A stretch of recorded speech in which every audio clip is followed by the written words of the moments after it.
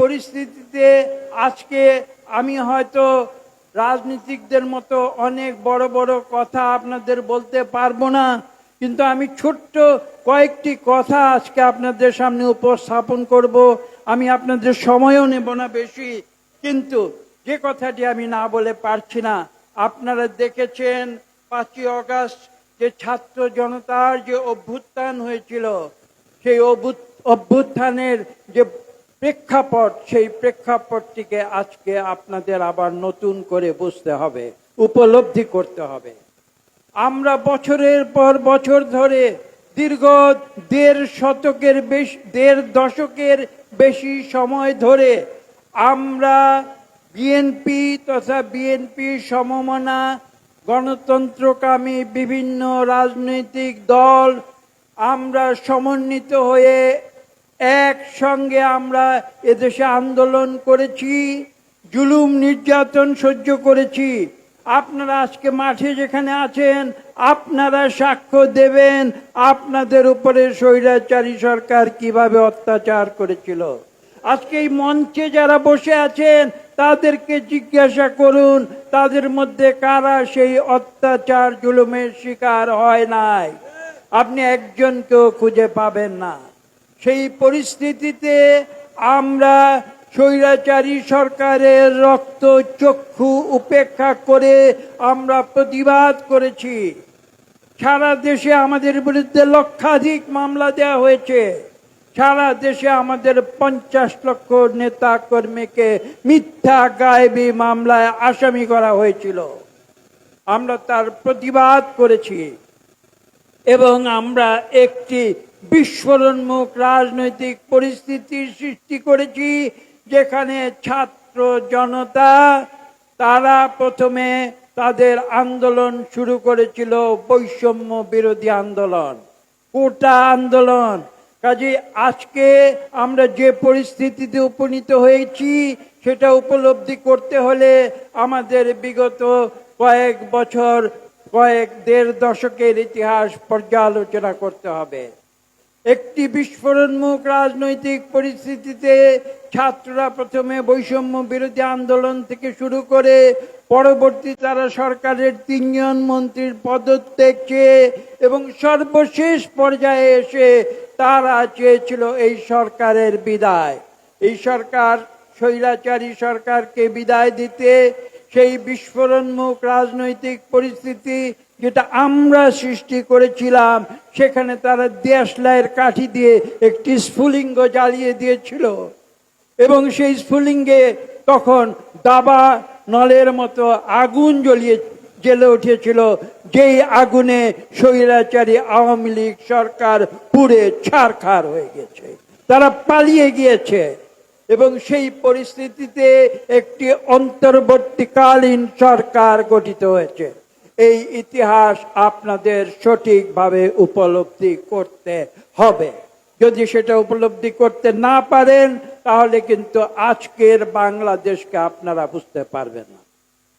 আমি এই কথাটি বলেছি, এখন আমি বর্তমানে আসব। বর্তমানে আজকে আমি বেশি কথা বলবো না।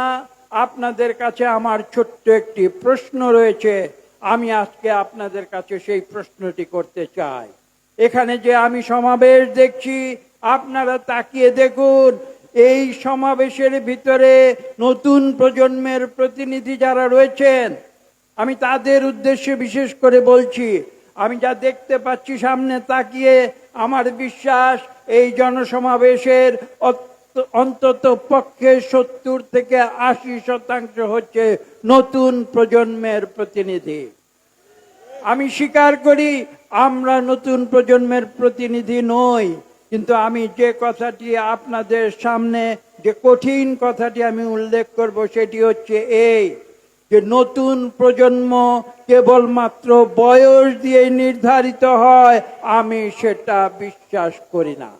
আজকে যারা দেশ পরিচালনা করছে, যাদের মধ্যে নতুন প্রজন্মের প্রতিনিধি রয়েছে, তারা বয়সের গুণে নয়।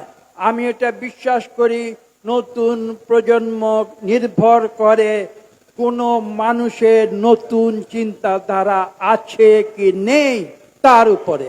কাজে আমার বয়স দিয়ে আমি নিজেকে নতুন পুরানো প্রজন্ম নির্ধারিত করব না।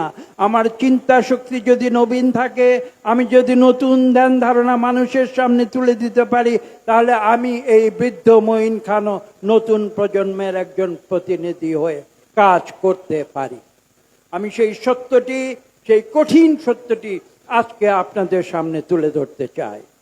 কথাটি বলছি এই কারণে যে আজকের যে সরকার, যারা নতুন প্রজন্মের প্রতিনিধি হিসেবে নিজেদের দাবি করছে, আমি প্রশ্ন তুলব তাদের আচার আচরণ এবং কর্মকাণ্ডে তারা যদি নতুন আদর্শের, নতুন ধ্যান ধারণার পরিচয় দিতে না পারে, তাহলে আমি তাদের নতুন প্রজন্মের প্রতিনিধি বলে গণ্য করব না। আমি কঠিন কথা বলি, আমি যেটা বিশ্বাস করি সেটা বলি, যেটা সত্য আমি সে কথা বলি। আমি এই প্রশ্নটি তুলছি এই কারণে, আজকে আপনারা যে বলেছি এখানে যারা নতুন প্রজন্ম রয়েছেন, তারা কি আজকে পর্যন্ত বিগত 3টি নির্বাচন গিয়েছে, আপনারা কি কোনোদিন সেখানে সঠিক ভোট দিতে পেরেছেন? পারেন নাই। এখানে অনেক মানুষ রয়েছে যারা আজকে থেকে 17 বছর আগে, যাদের বয়স 18 হয় নাই, এবং সেই 18-র সঙ্গে 17 যোগ করলে 35 বছর হয়, অর্থাৎ 35 বছরের নিচে আজকে যারা এখানে রয়েছেন, তারা কেউ ভোট, সত্যিকার ভোট দিতে পারেন নাই। আমি আপনাদের কাছে একটি ছোট্ট প্রশ্ন করব, আপনারা সঠিক উত্তর দেবেন। আপনারা কি আজকে, আপনারা কি এইটা চান যে অবিলম্বে আজকে আমরা আমাদের ভোটাধিকার প্রয়োগ করতে চাই? এটা কি আপনারা চান? যারা চান তারা আপনারা হাত তুলুন, উঁচু করে হাত তুলুন, উঁচু করে হাত তুলুন। আমার সামনে যারা মিডিয়ার ক্যামেরা রয়েছে, আমি তাদের বিনীতভাবে অনুরোধ করব, আপনারা হাত তুলে রাখুন। আমি তাদের বিনীতভাবে অনুরোধ করব, ক্যামেরা আমার দিকে ফোকাস না করে জনতার দিকে ফোকাস করুন। দেখুন জনতা কি বলছে, দেখুন জনতা কি বলছে, জনতার দিকে ফোকাস করুন। আপনারা কি ভোট দিতে চান অবিলম্বে? বলেন চাই কি চাই না বলুন। আলহামদুলিল্লাহ। কাজে আজকে পাশাপাশি আপনাদের আমি দ্বিতীয় একটি প্রশ্ন করতে চাই। আপনারা কি ভোট না দিয়ে, মনোযোগ দিয়ে শুনবেন, আমি শিক্ষক মানুষ, আমি নির্দিষ্ট করে কথা বলি, আপনারা কি চান, আপনারা কি চান আপনারা ভোট না দিয়ে সংস্কার নিয়ে ডক্টরেট গবেষণা করবেন বছরের পর বছর ধরে? আপনারা কি সেটা চান? না। আপনারা এভাবে বলুন না। ক্যামেরাম্যানদের অনুরোধ করছে, আপনারা ছবি তুলুন, দেশের 18 কোটি কোটি মানুষকে দেখান। আপনারা কি চান না চান না? চান না। আমরা ভোট দিতে চাই, আমরা সংস্কারের গবেষণা নিয়ে 6 মাস 6 বছর কাটাতে চাই না। এটাই হচ্ছে বাংলাদেশের মানুষের কথা।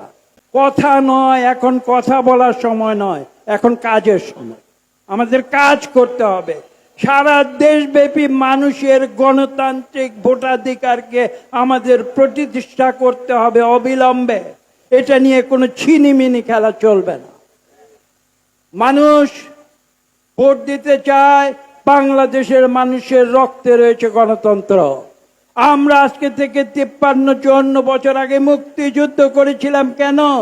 কেন আমরা পাকিস্তান থেকে বেরিয়ে এসেছিলাম? গণতন্ত্রের জন্যে। যদি সেই গণতন্ত্র না থাকে, তাহলে সেই স্বাধীনতা মূল্যহীন হয়ে যাবে। কাজে আমরা সেই ভোটাধিকার ফিরিয়ে চাই। আর দ্বিতীয়, আমরা কি চেয়েছিলাম? আমরা আজকে আপনারা ব্যানারে দেখবেন, দ্বিতীয় কোন একটি বিষয় আছে, দ্রব্যমূল্য নিয়ন্ত্রণ করতে হবে। আমরা পাকিস্তানের বিরুদ্ধে বিদ্রোহ করেছিলাম, আমরা এই দেশের দরিদ্র মানুষের অর্থনৈতিক সাম্যের অধিকারের জন্য।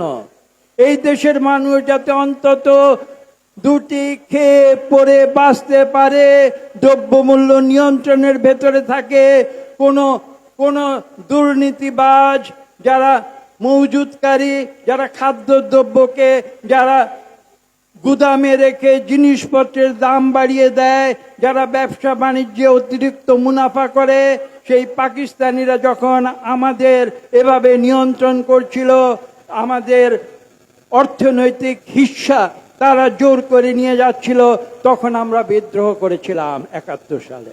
কাজে আজকে নতুন করে সেটা বলতে হবে, দরিদ্র মানুষের অর্থনৈতিক অধিকার এই সরকার সংরক্ষিত করতে পারে নাই। আমি তার ছোট্ট একটি উদাহরণ দিচ্ছি। এই সরকারের অর্থনীতি কেন ব্যর্থ হয়েছে? আজকে থেকে একদিন আগে গতকাল IMF বাংলাদেশকে যে SDR সহায়তা দিয়েছিল তার কিস্তি গতকাল বন্ধ করে দিয়েছে। কেন বন্ধ করেছে? এই সরকার যে অর্থনৈতিক নিয়ন্ত্রণ সেটা করতে ব্যর্থ হয়েছে, সেই কারণে। কাজে আজকে বাংলাদেশের মানুষকে, এই সরকারকে প্রশ্ন করতে হবে, আপনারা দরিদ্র মানুষের অধিকার নিশ্চিত করুন এবং যাতে করে বাংলাদেশের মানুষ দুটি খেয়ে পরে সুখে বাঁচতে পারে। সামনে রমজান আসছে, রমজানের সময় যদি আবার আকাশচুম্বী জিনিসপত্রের দাম হয় তাহলে বাংলাদেশের মানুষ সেটা সহ্য করবে না। সর্বশেষ বিষয়, বাংলাদেশের মানুষ শান্তিপ্রিয় মানুষ। তারা সুখে সারাদিন হাড় ভাঙা পরিশ্রম করে তারা রাতে দরজা খুলে সুখে শান্তিতে ঘুমাতে চায়। কাজেই তারা দ্বন্দ্ব চায় না, তারা অশান্তি চায় না। আজকে বাংলাদেশের বিভিন্ন স্থানে আইন শৃঙ্খলা পরিস্থিতি কেন এই সরকারের নিয়ন্ত্রণের বাইরে কেন চলে যাবে? এই সরকার তো এসেছে জনগণের দাবিতে। জনগণ তাদের সমাদর করে নিয়ে এসে তাদেরকে এই দেশ পরিচালনার দায়িত্ব দিয়েছে। আমাদের প্রশ্ন হচ্ছে, এই সরকার কেন কঠোর হস্তে আওয়ামী লীগের প্রেতাত্মারা যারা এখনো প্রশাসনের ভিতরে বসে আছে তাদেরকে কেন তারা দমন করতে ব্যর্থ হচ্ছে? এই প্রশ্ন আজকে বাংলাদেশের মানুষকে, অন্তর্বর্তীকালীন সরকারকে করতে হবে।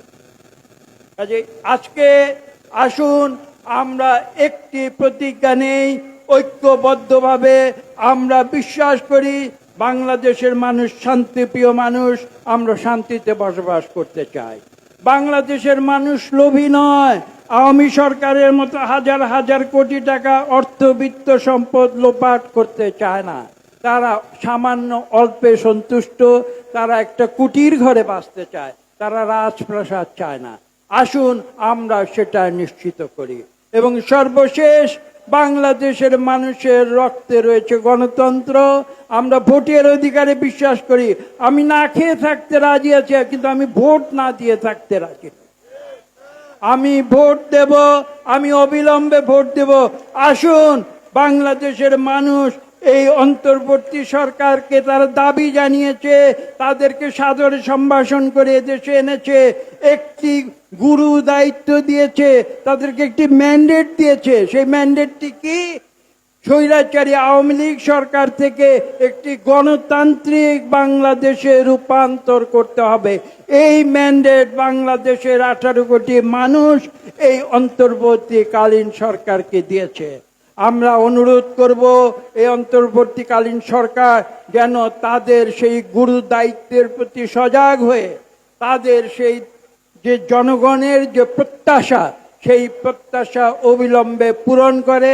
একটি সুষ্ঠু নিরপেক্ষ নির্বাচন, যেই প্রক্রিয়া ছাড়া কোনোদিন গণতন্ত্র হতে পারে না, সেই সুষ্ঠু নিরপেক্ষ নির্বাচন নিশ্চিত করে বাংলাদেশে পুনরায় গণতন্ত্র ফিরিয়ে আনে এবং যে প্রত্যাশা বাংলাদেশের মানুষ এই অন্তর্বর্তীকালীন সরকারের উপরে করেছে সেই প্রত্যাশা পূরণ করে তারা সম্মানের সঙ্গে তারা জনগণের ক্ষমতা পুনরায় জনগণের হাতে ফিরিয়ে দেবে।